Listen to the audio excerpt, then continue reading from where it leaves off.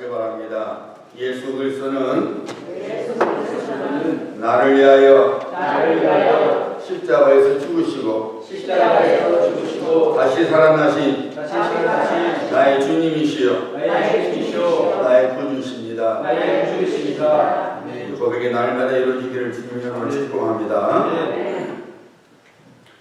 우리가 신앙생활을 하다 보면 신앙인 중에 좀 유별난 사람을 보게 되죠. 그런 사람을 보면은 이렇게 말하죠. 어떻게 저런 사람이 교회 다닐까? 혹은 이런 표현을 쓰기도 합니다. 저런 사람이 무슨 신자라고. 그런데 여러분, 그런 사람들의 평가가 반드시 맞지는 않습니다.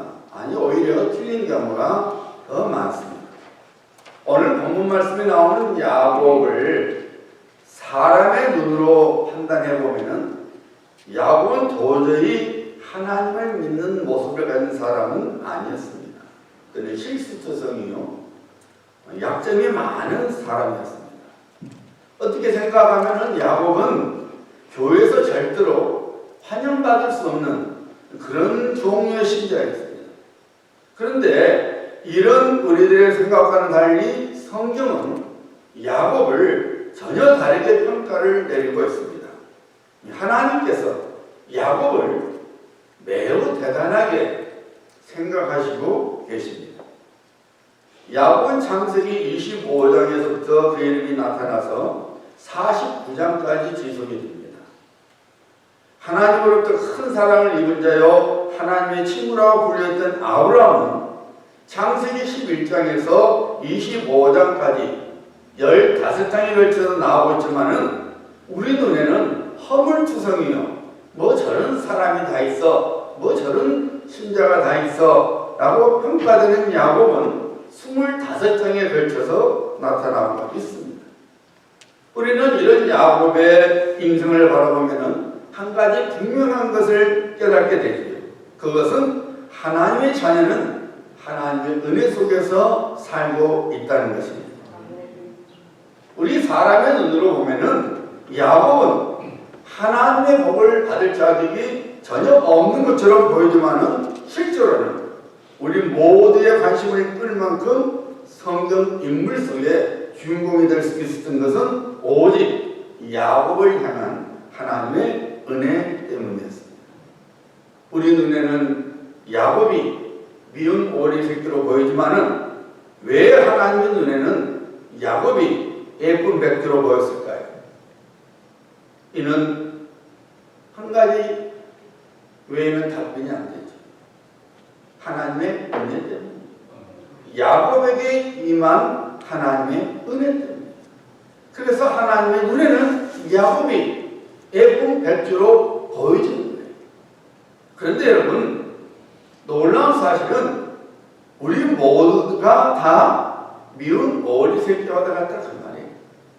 야곱과 비교해서 우리가 조금이라도 나은 점이 있느냐? 없습니다.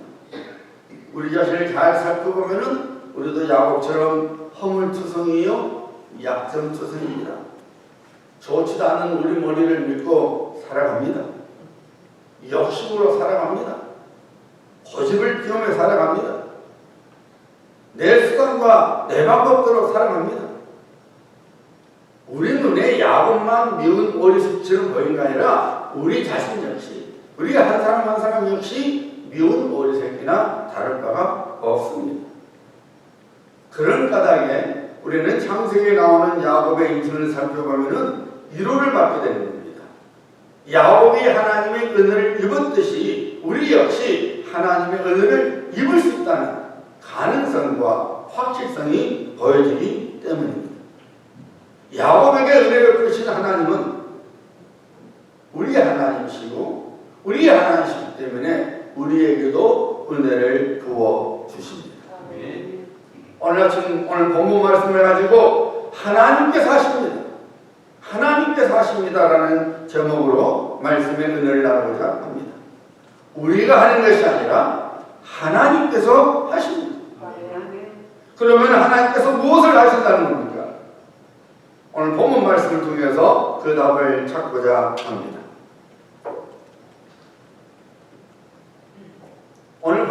말씀을 보면은 야곱이 약복강에서 혼자만의 시간을 갖고 있었습니다. 캄캄한 밤중에 홀로 서 있었습니다. 야곱의 마음속에는 큰 바위덩어리 같은 근심거리가 있었습니다. 형 에서가 나를 만나게 될 때 나를 어떻게 대할까? 20년간 응어리졌던 분노로서 나를 단칼에 죽일까? 아니면 나를 용서해 줄까? 약복강에 홀로 남아서 그의 나이가 60이 넘었으니 적지 않은 인생을 살아왔지만 그런 인생의 경험이 그의 문제를 해결하기는 아무런 도움이 되지 않았던 것입니다. 강 앞에서 그는 애로이 깊은 고뇌와 두려움 속에서 한숨만을 쉴 뿐이었습니다. 야곱은 지난날의 인생을 되돌아봤습니다. 특별히 20년 동안 외삼촌 나반의 집에서 종처럼 살았던 그의 인생을 되돌아봤습니다. 야곱은 나름대로 그의 인생을 열심히 살아왔습니다. 야곱을 쫓아왔던 외삼촌 나반을 향하여 야곱이 이런 말을 했지요. 내가 이 20년을 애삼촌과 함께 하였거니와 애삼촌의 암양들이나 암용서들이 낙태하지 아니하였고 또 외삼촌의 양떼 순양을 내가 먹지 아니하였으며 물려 찢긴 것은 내가 애삼촌에게로 가져가지 아니하고 낮에 도둑을 맞았든지 밤에 도둑을 맞았든지 외삼촌이 그것을 내 손에서 찾았으므로 내가 그것을 스스로 보충하였으며 내가 이와 같이 낮에는 더위와 밤에는 추위를 무릅쓰고 눈 붙일 겨를도 없이 지냈나이다. 야곱의 고백대로 야곱은 자신의 인생을 최선을 다해 살았습니다. 그래서 나름 인생 성공자가 되었지요. 그는 부인들과 자녀들 그리고 많은 종들과 많은 짚는 때 등을 거느리게 되는 부자가 되었습니다. 하나님께서 야곱이 그 바다마람에 있으면 안 되니까 가나안 땅으로 와야만이 그를 통해서 12지파를 세우고 하나님의 뜻을 이루어야 되니까 야곱이 제법 부자가 되어서 여기가 좋다 하니까 하나님께서 그것을 가만 보시지 않았죠. 애사촌 나아반과 충돌을 일으켰습니다. 여러분 우리가 여기가 좋사오니 그것이 하나님의 뜻과 하나님의 목적을 맞는다면 그것에 하나님의 복과 은혜가 임하지만 오직 내 육체의 욕심을 내서 하나님의 뜻과 반대되면서 불구하고 내가 무슨 편안하니까 여기가 좋사오냐고 했으면 반드시 하나님은 문제를 일으켜 세웁니다. 제법 야곱이 부자가 되었잖아요. 아실 거 없잖아요. 부인이 4명이나 있고 자녀들이 많고 종들이 있고 짐승떼들이 있으니까 여기가 좋사오니 하나님의 뜻이 아니죠. 야곱을 가나안 땅으로 부르시게 하여 애삼촌 나아반과 충돌을 일으킵니다. 애삼촌 나아반의 아들들이 푸시하죠. 저놈 다 우리 거 재산 다 뺏어갈 놈입니다. 빨리 쫓아내십시오. 애삼촌 나아반이 보니까 아닌가 아니라 조금만 더 있다가는 온 짐승떼가 다 야곱이 될 것 같으니까 가라 그랬죠. 하나님의 역사, 성경을 보세요. 하나님께서 역사하셨어요. 그리고 하나님께서 야곱을 말합니다. 떠나라. 고향 땅으로 돌아가라. 하십니다. 여러분, 야곱이 하나님 뜻에 순종하고 돌아옵니다. 돌아오고 있었어요. 그런데 여러분, 야곱은 여전히 한 가지 약점을 갖고 있었어요. 그것은 여전히 자기 자신을 의지하는 습성을 품고 있었던 것입니다. 하나님 뜻에 순종하여 하나님께서 말씀하시니 가나안 땅으로 돌아오지만은 여전히 내 수단과 내 방법 그것을 놓치지를 못했어요.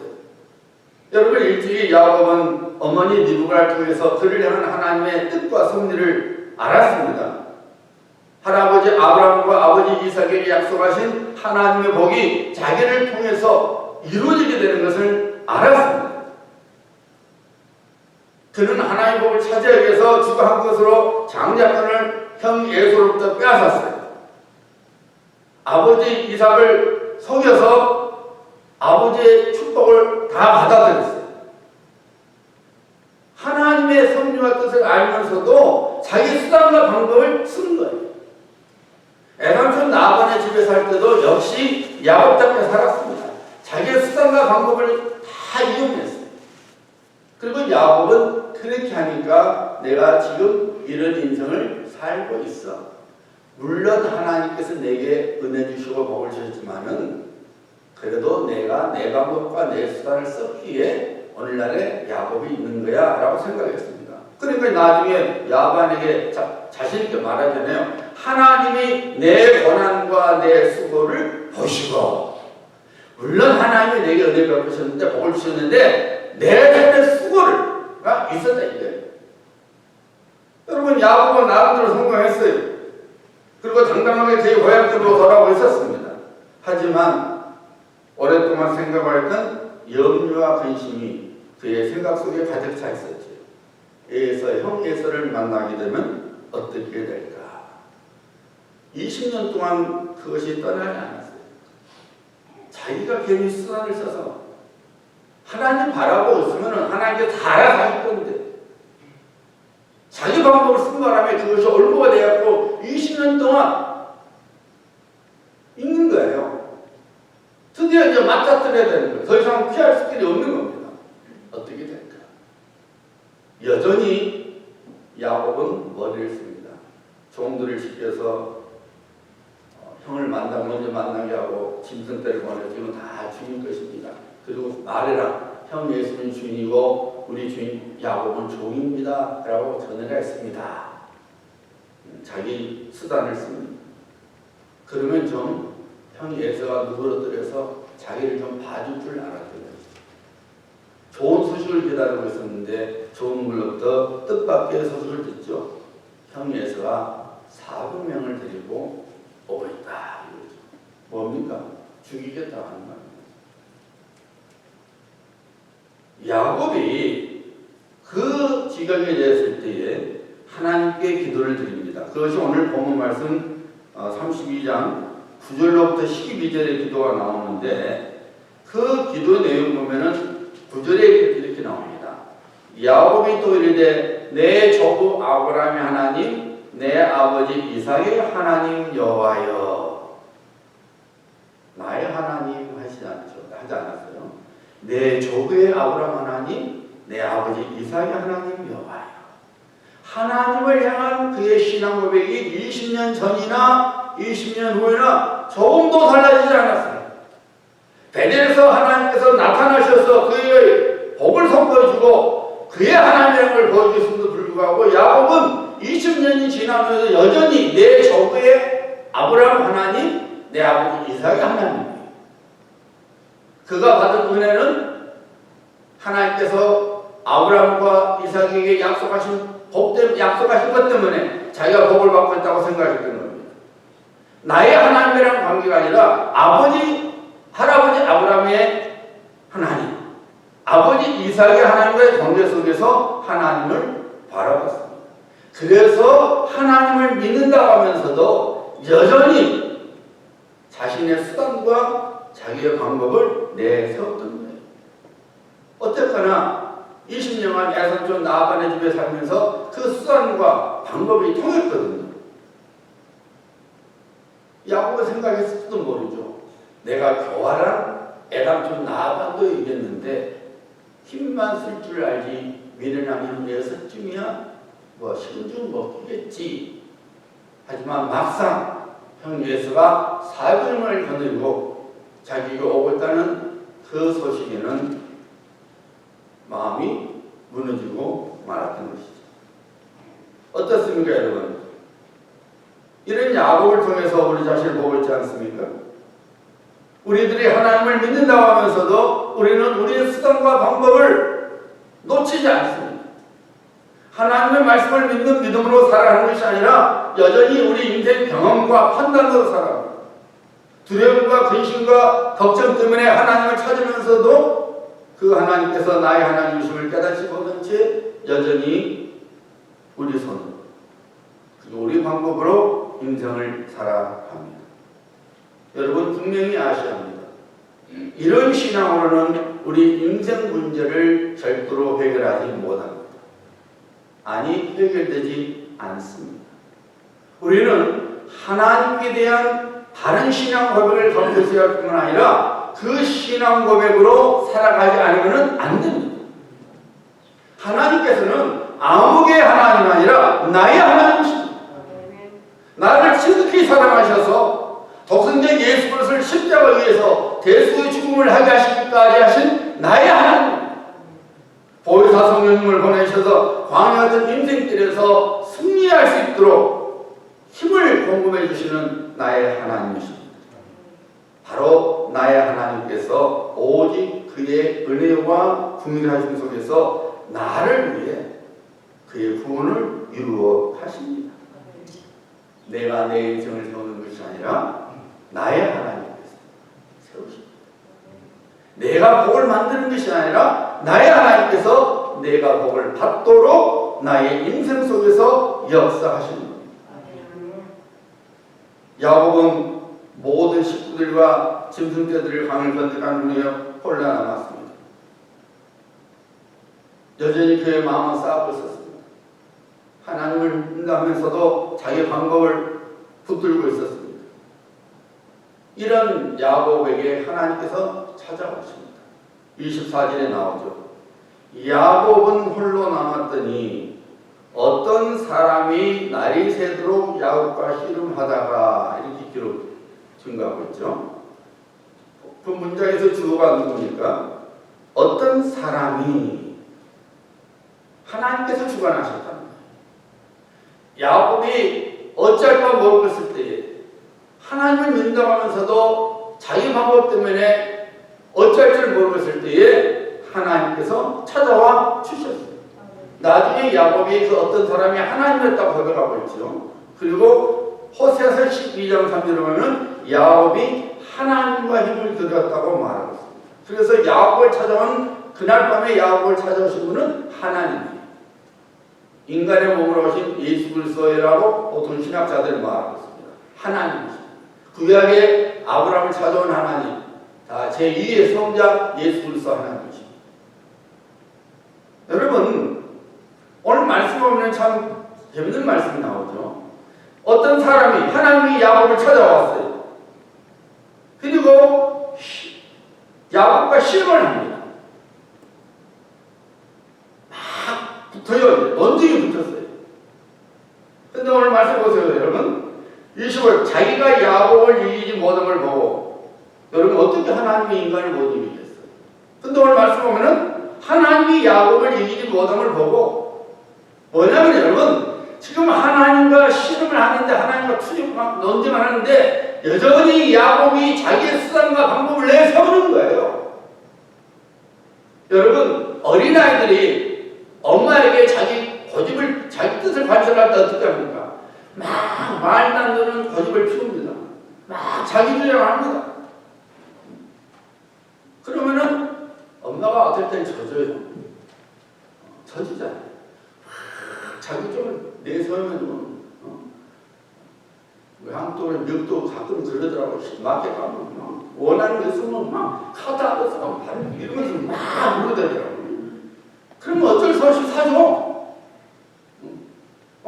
때를 쓰니까 자기 주장을 내세우니까 하나님께서도 종종 우리가 막 때를 우리 고집을 피우면요 그래 해라 이 마음대로 해봐라 그러면서도 은혜가 풍성하신 하나님이십니다. 도와줘요. 내 고집대로 해요. 근데 정말로 내 고집을 피우면 안 될 때가 있거든요. 지금 하나님께서 이전에 애상종 나반의 집에서는 야곱이 자기 방법과 자기 수단을 살아도 하나님께서 도와줬어요. 왜? 야곱의 복 주시기로 하나님께서 약속하셨습니다. 은혜의 하나님이십니다. 그리고 이제는 가나안 땅으로 왜 부르는 거예요? 이제 야곱을 통해서 12지파를 세우고 그 12지파를 통해서 하나님의 백성을 세우고 만국의 제사장을 삼아서 온 만국에 하나님을 증거하도록 그 구원을 이루어야 되니까 이제는 더 이상 거짓 피우면 안 되거든요. 거짓을 받아들일 수 없는 거예요. 야곱이 여전히 거짓을 피우고 하나님을 잊어버려 하니까 하나님께서 네가 뭘 할 수 있어 하고 환도뼈를 쳐버리는 거예요. 그때서야 야곱이 자기의 무능함과 자기의 연약함을 아는 거예요. 하나님께서는 우리가 거짓을 피우면 안 되지만은 그래도 우리가 거짓 피우면 때로는 하나님께서 봐주셔요. 그래 한번 이게 덮어주셔요. 또 복을 주시기도 해요. 왜? 은혜의 하나님이십니까? 그러나 정말로 중요한 순간에 절대로 하나님 뜻이 이루어지는 순간에는 하나님께서 우리 거짓을 피우면 거짓을 꺾어버리십니다. 우리의 연약함과 무능함과 미련함을 알게 하시는 거예요. 쳐버리는 거예요. 야곱이 한두 뼈가 부러지니까 그때서야 자기 고집을 끊습니다. 저에게 축복해 주시옵소서. 저를 축복해 주셔요. 여러분, 야곱이 스스로 하나님의 섭리와 계획을 이루어갈 수 있는 능력이 없었어요. 그런데 본인은 자기 수단과 방법을 어렵다는 서로 알기 때문에 그게 가능한 줄 알았던 거죠. 하나님께서는 이제는 더 이상 하나님께서 양보해서는 안 되니까 치실 것입니다. 한계를 보게 하십니다. 여러분,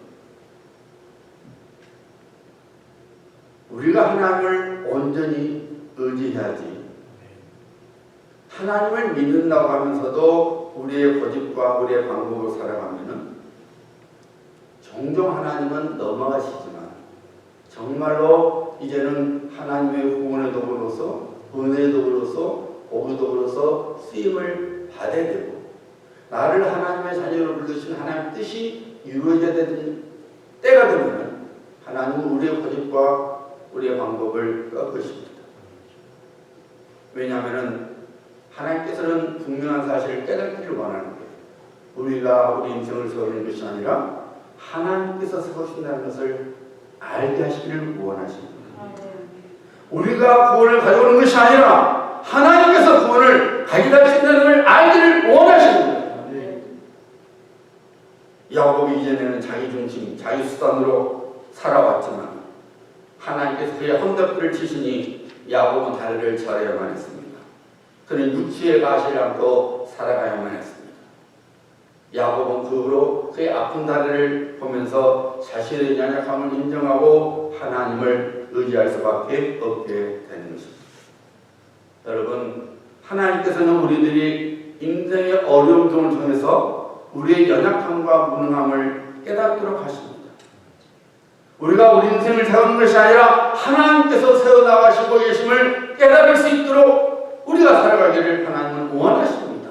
그래서 육체의 가시를 우리에게 허용하십니다. 육체의 가시를 통해서 우리는 하나님 앞에서 우리의 연약함과 무능함과 미련함을 깨달고 살아가야 합니다. 육체의 가시를 통해서 하나님을 온전히 의지하며 살아가면 우리는 그 육체의 가시를 통해서 하나님의 구원을 보게 되며 일찍이 약속받은 하나님의 풍성한 복들을 받게 되고 누리게 되는 것입니다.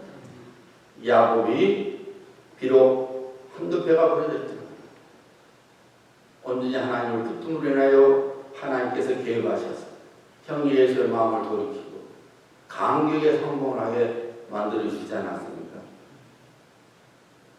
지금은 대학교 교수로 일하고 있으니까 경제적인 염려와 압박을 받지 않고 있는데 필리핀에서 선교사역을 했던 마은석 선교사님이 한 번에 이런 말씀을 하셨어요.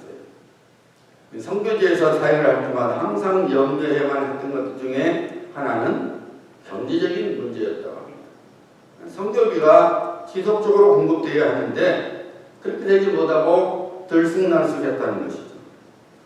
그때마다 하나님께 부르짖지 않으면 안 되었다. 때로는 누군가가 혹은 어떤 교회가 큰 도움을 주기로 약속을 하고 약속한 대로 성경을 보내주면은 본인 자신도 모르게 안도가 되어서 하나님께 간절히 구하는 것을 멈추게 된다는 거예요. 그래서 놀랍게도 그렇게 하면은 그렇게 믿었던 개인이나 혹은 교회가 갑자기 후원을 멈춰버린다는 거예요. 일부러 한 건 아니지만은 상황이 이렇게 되어 있어서는 성교비가 안 오더라는 것입니다. 그것을 한번 경험한 마은서 선교사님은 항상 하나님의 구원의 손길이 끊어지지 않도록 기도를 멈추지 않았다는 것입니다. 본인이 그렇게 하고자 한 것이 아니라 하나님께서 그렇게 하시도록 만드셨다는 것입니다. 그리고 하나님을 온전히 의지할 때마다 하나님께서 때를 따라 필요한 모든 것들을 공급해 주셨다는 것입니다. 여러분의 가정생활, 직장생활, 그리고 사업장은 하나님의 손에 달려 있습니다. 아멘. 하나님께 매달리지 않고서는 가정과 직장과 그리고 사업장에 임하는 복을 내 것으로 삼을 수 없습니다. 내 방법과 수단이 통할 때도 있지만 하나님께서 우리 한 사람 한 사람을 그의 구원의 도구로 사용하시기를 계획하셨으므로 그에게 매달리지 아니하면 안 되도록 때로는 어려움을 허용하시고 육체의 가시를 허용하시기도 하는 것입니다. 하나님께서 육체의 가시를 통해 혹은 인생의 어려움을 통해서 우리의 연약함과 무능함을 깨닫고 하나님을 의지하면서 살기를 원하는데, 만약 여전히 우리가 우리의 거짓과 경험과 미련하고 그리고 우리의 수단과 방법으로 살아가려면 이는 스스로 자신의 인생을 무너뜨리는 어리석은 죄를 보이고 마는 것입니다. 스스로 하나님 복을 차버리는 것과 다를 바가 없어서 녹과 같은 인생으로 떨어지고 마는 것입니다. 사랑하는 여러분, 우리는 하나님께 매달려야 합니다. 아멘. 하나님께서 약속하신 복을 받도록, 하나님의 은혜를 입도록, 그리고 하나님의 구원을 이루는 인생이 되도록 하나님께 간절히 매달려야 합니다. 눈앞에 잠시 즐거움과 성공 혹은 편안함을 인하여 여전히 자신의 고집과 방법과 수단으로 살아가는 것을 과감하게 버려야 합니다. 우리 인생의 구원, 인생 문제 등의 해결 등은 우리의 힘으로 이루어지지 않습니다. 환도뼈가 부러지기 전에 온전히 하나님께 순종하며 믿음으로 살아가면 얼마나 좋겠습니까? 하지만 하나님께서 우리의 환도뼈를 부러뜨리는 것도 은혜임을 깨달아야 합니다. 왜냐하면 우리를 구원하시려 하시는 하나님의 손길이기 때문입니다. 하나님은 우리가 교만하지 않도록, 우리의 방법과 우리 수단으로 살아가지 않도록 우리 인생 속에 어려움을 슬쩍슬쩍 던져놓습니다. 내 힘은 내 힘을 안 돼. 너는 내 무능함과 연약함과 미련함을 알아야 돼. 나를 바라봐야 돼. 나를 의지해야 돼. 우리가 겸손하게 정말로 어려움 중에서도 인생의 문제 중에서도 하나님을 온전히 바라보고 하나님께 매달린다.